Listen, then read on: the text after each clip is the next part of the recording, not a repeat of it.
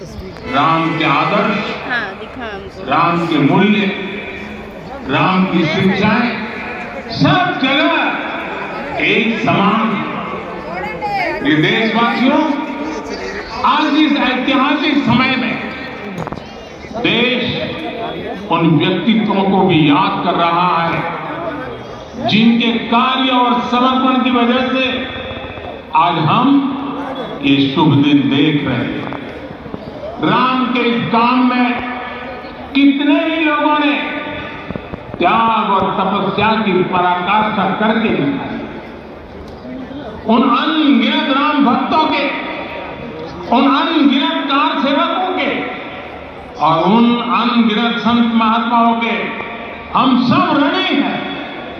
साथियों, आज का ये अवसर उत्सवता का क्षण तो है ही, लेकिन इसके साथ ही ये क्षण भारतीय समाज की परिपक्वता के बोध का भी क्षण है। हमारे लिए ये अवसर सिर्फ विजय का नहीं, विनय का भी है।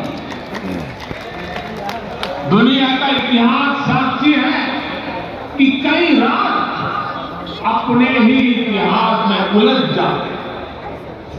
ऐसे देशों ने जब भी अपने इतिहास की उलझी हुई गांठों को खोलने का प्रयास किया, उन्हें सफलता पाने में बहुत कठिनाई आई।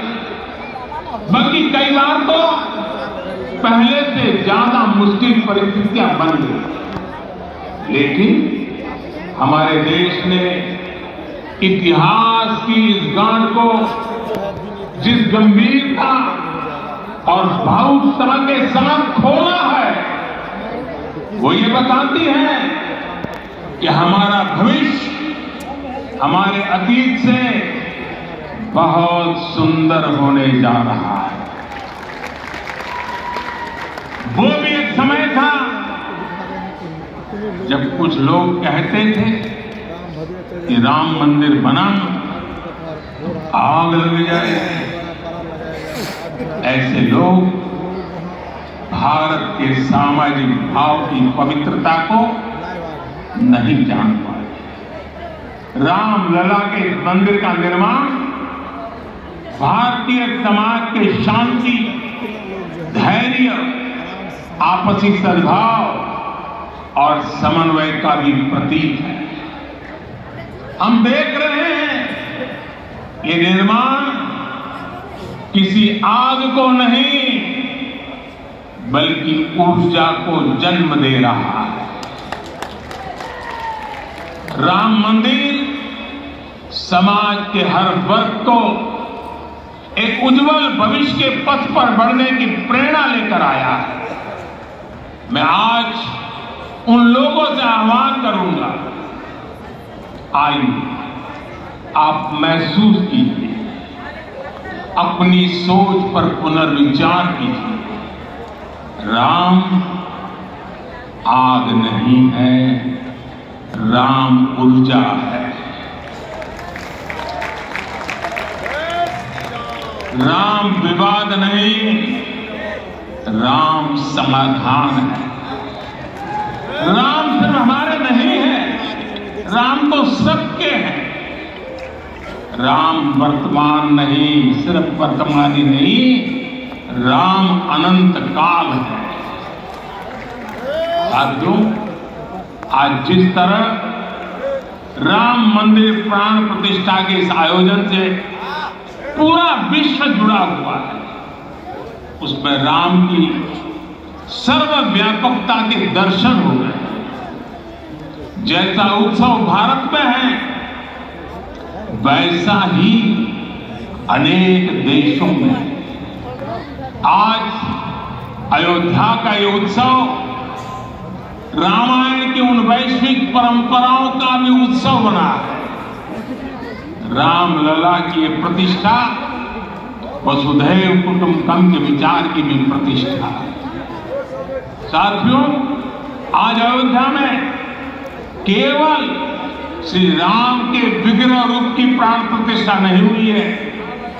ये श्री राम के रूप में साक्षात भारतीय संस्कृति के प्रति अटूट विश्वास की भी प्राण प्रतिष्ठा है। ये साक्षात मानवीय मूल्यों और सर्वोच्च आदर्शों की भी प्राण प्रतिष्ठा है।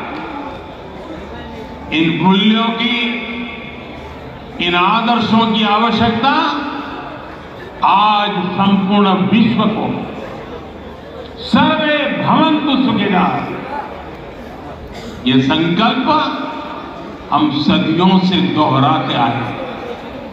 आज उसी संकल्प को राम मंदिर के रूप में साक्षात आकार मिला।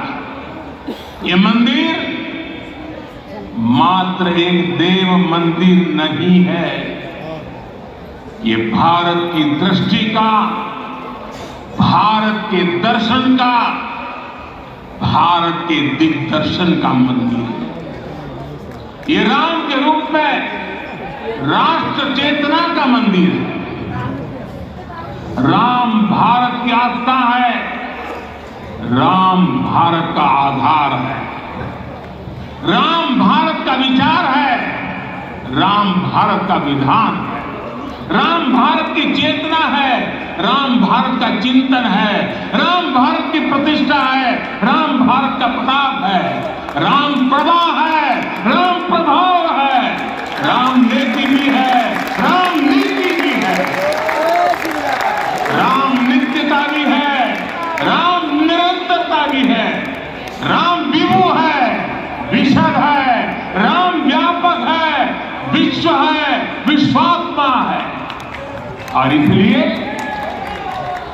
जब राम की प्रतिष्ठा होती है तो उसका प्रभाव वर्षों या शताब्दियों तक ही नहीं होता, उसका प्रभाव हजारों वर्षों के लिए होता है। महर्षि वाल्मीकि ने कहा है, राज्यम 10 सहस्राणि प्राप्य वर्षाणि राघव, अर्थात राम 10,000 वर्षों के लिए राज्य पर प्रतिष्ठित हुए, यानी हजारों वर्षों के लिए राम राज्य स्थापित हुआ। जब त्रेता में राम आए थे तब हजारों वर्षों के लिए राम राज्य की स्थापना हुई। हजारों वर्षों तक राम विश्व पथ प्रदर्शन करते रहे। और इसलिए मेरे प्यारे देशवासियों, आज अयोध्या भूमि हम सभी से, प्रत्येक राम भक्त से, प्रत्येक भारतीय से कुछ सवाल कर रहे हैं।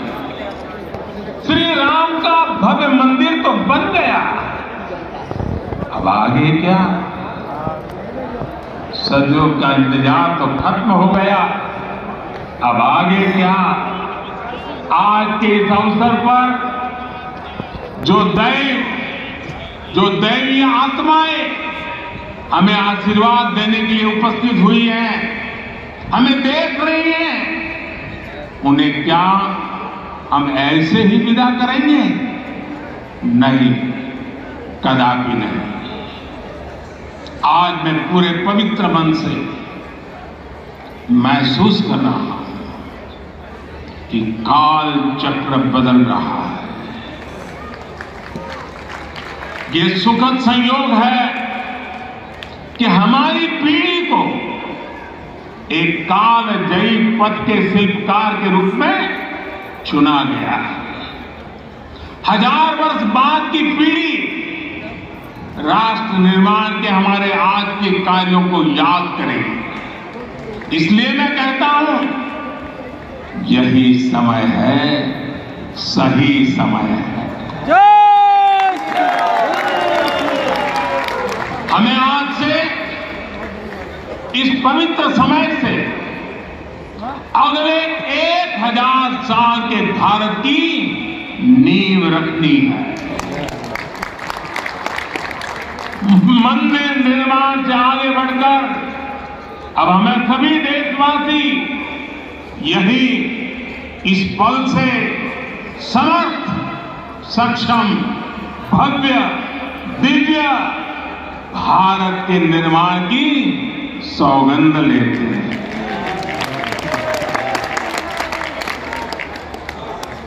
राम के विचार मानस के साथ ही जनमानस में भी हो, यही राष्ट्र निर्माण की सीढ़ी।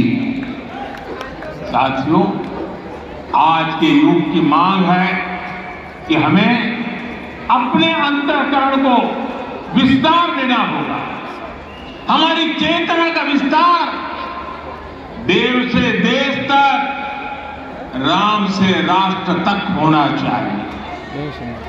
हनुमान जी की भक्ति, हनुमान जी की सेवा, हनुमान जी का समर्पण, ये ऐसे गुण हैं जिन्हें हमें बाहर नहीं खोजना पड़ता।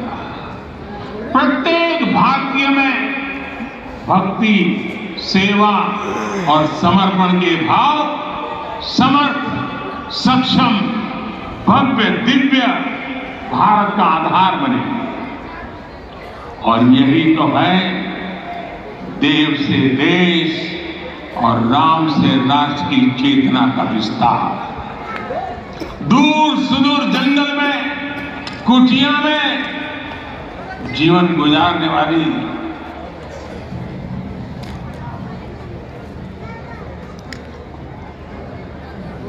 मेरी आदिवासी मां शबरी का ध्यान आते ही अप्रतिम विश्वास जागृत होता है। मां शबरी तो कब से कहती राम आएंगे।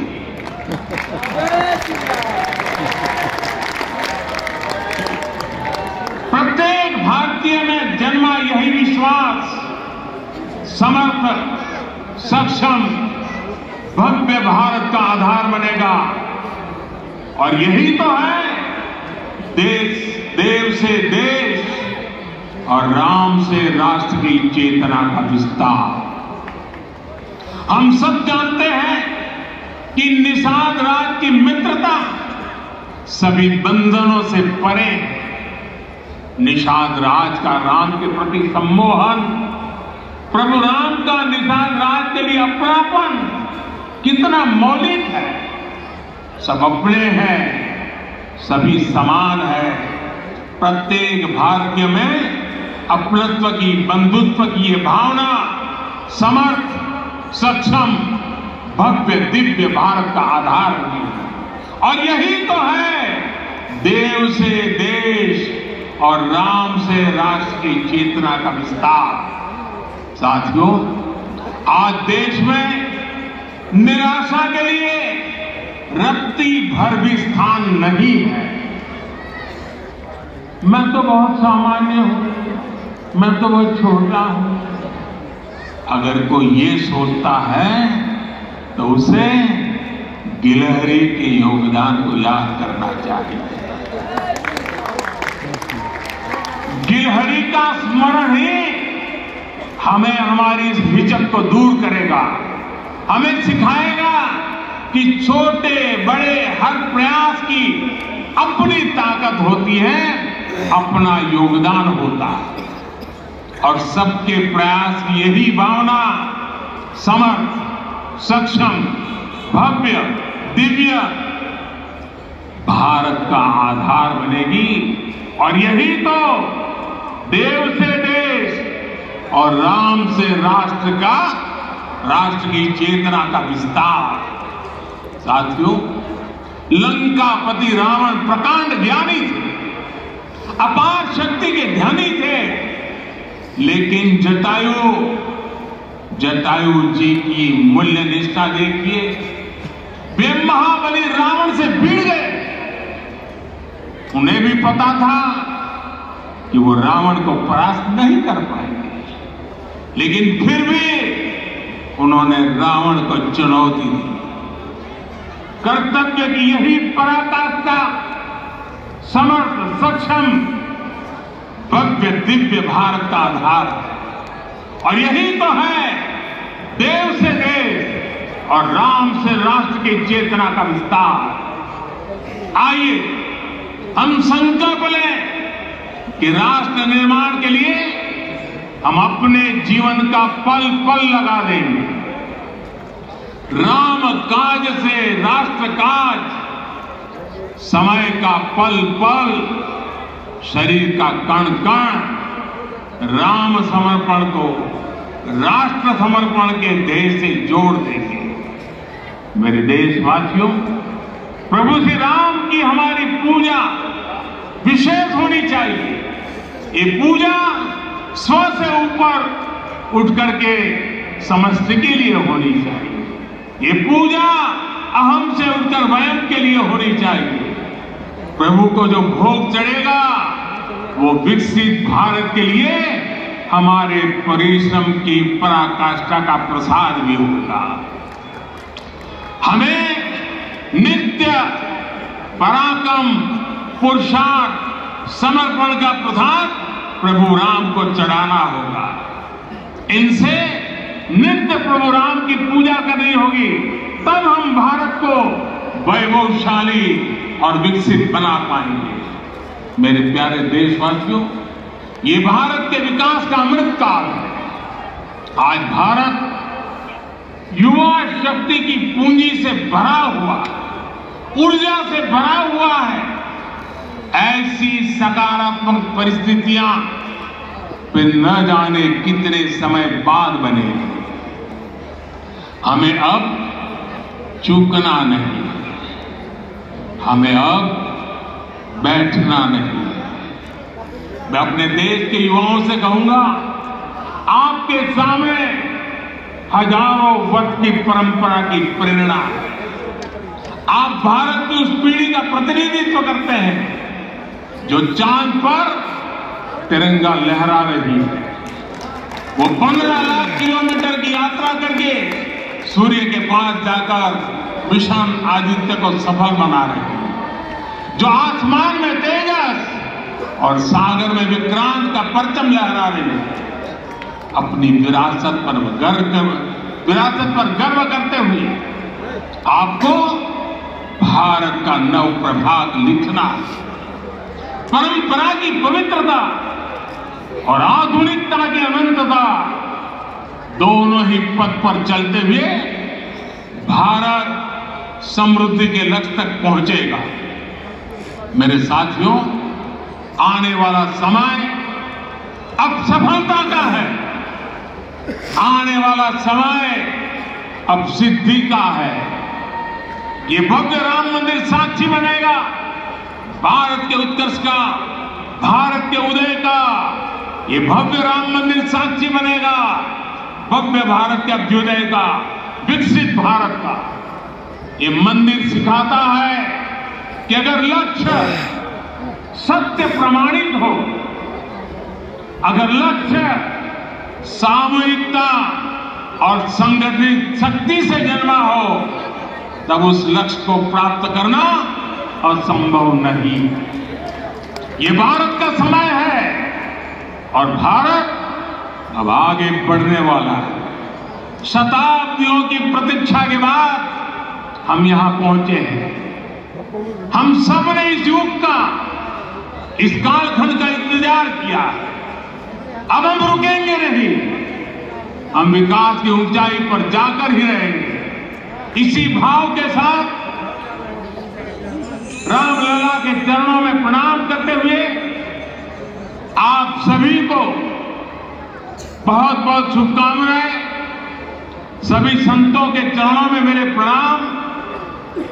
सियावर रामचंद्र की जय।